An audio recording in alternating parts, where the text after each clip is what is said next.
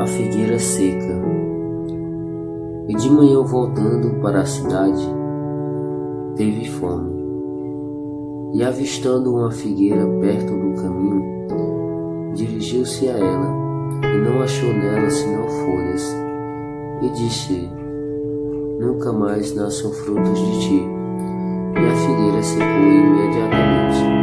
E seus discípulos, vendo isso, maravilharam-se, dizendo: como secou imediatamente a figueira?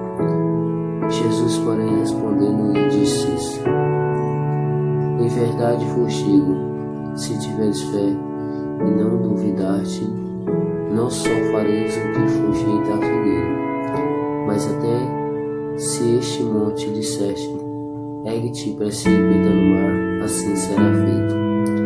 E tudo que pedis na oração, crendo, recebeis.